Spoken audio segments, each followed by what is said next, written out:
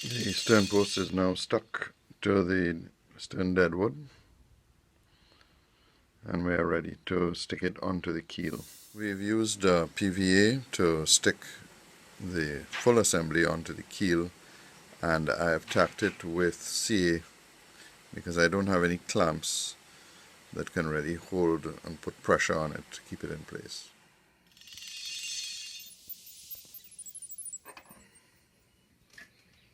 And now a dowel wrapped in sandpaper.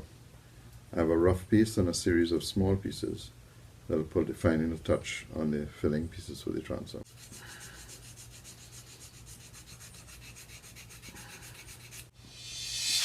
We have completed the rough sanding.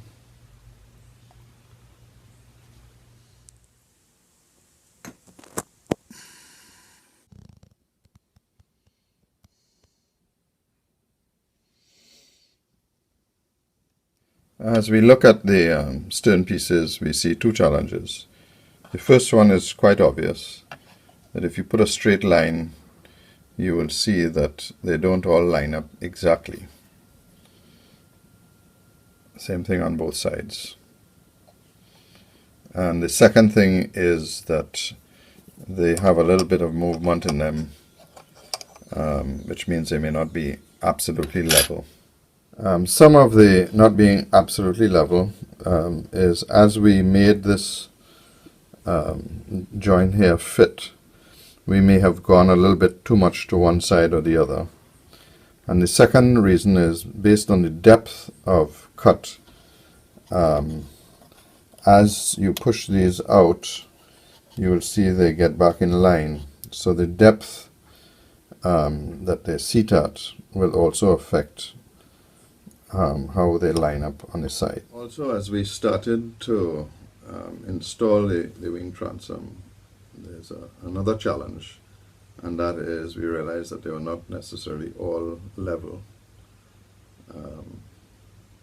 And so we needed to develop some sort of mechanism that would make sure that both sides of each of the filler strips were exactly at the same height from the building. So I looked around at the various internet solutions to this problem of the various bills, and decided to come up with this jig. It fits on both sides of the building board, and it slides up and down, and it allows us to clamp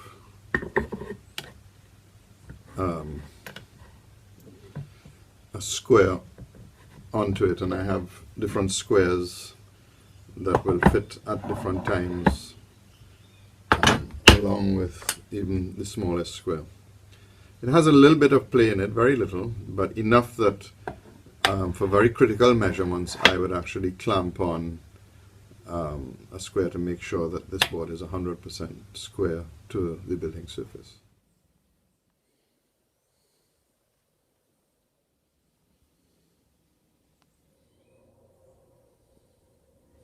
So you take your vernier caliper and go back to the plan, and you measure the top wing transom, and quite unexpectedly, the one I have built is slightly larger than what is on the plan, so that I can cut that down a bit. And what I'm going to do is level the number 1 filling transom and level the bottom one, and then line up the two in the middle so that they all meet flush, and then sand to adjust. Here you have the jig taking care of both the surfaces to make sure that it's absolutely level and that it's equal on both sides. So we've put PVA on it, everything is lined up, and to lock it I'm going to put some super thin cryo-acrylic.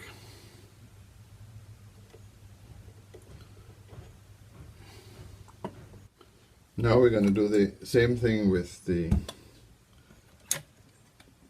top one.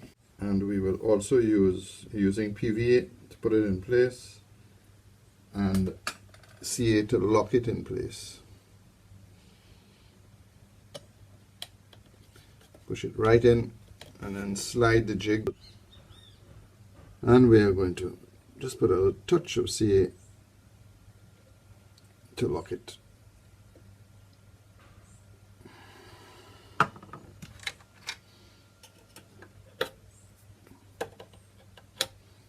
So that's the top and the bottom. And we line up the other two middle pieces with that one, and then finally the W, which is the curved transom, which we may have to use some shims to make sure it's even, because it is a curved surface. We lined it up so that there's very little sanding that will have to take place on both sides. And of course we've put the 3-nail in, just waiting for it to dry. We'll sand it off and then put the last one in. And now we've got number 2 in. So that's the last of the filler strips. Just so that you know, I'm no expert and probably no different than you. This is the first wing transom that I cut, and I cut it on the wrong board. I think this was a 10-inch board. This was the second one, and by the time I understood it, I have lots of filler pieces in it until I got the shape right. And I hope I'm on the last one, which is the third one, because I'm running out of this size timber. But I really encourage you to try and make each piece as perfect as you can if you want to build a ship as beautiful as the ones that David and Greg have built and shown us in this wonderful practicum.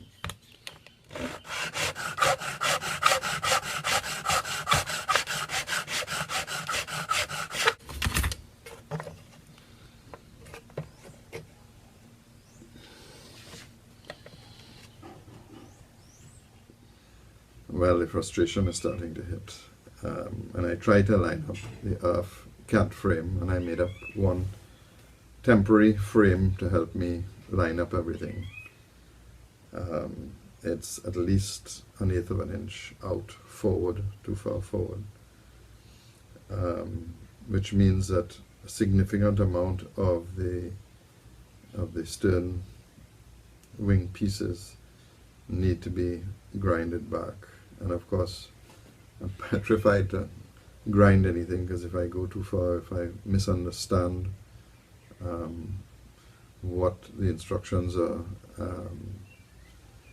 well, who knows what the implications are. We've lined up this square directly over the filler pieces of the stern, and if you look down at the bottom, you will see that it is not square to the line on the building board. This will give you a better idea of how much out we are. I had to take the wing transom off to get this sorted out.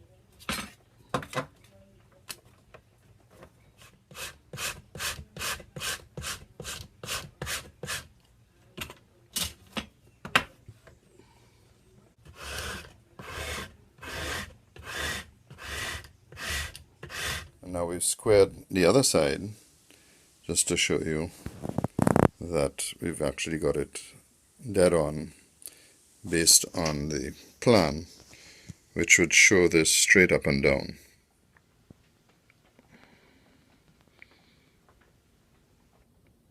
We've temporarily mounted the wing transom on, and we're making sure that it's absolutely level to the back, to the front, and of course we're checking this side, and then we're going to check to make sure that the height is exactly the same.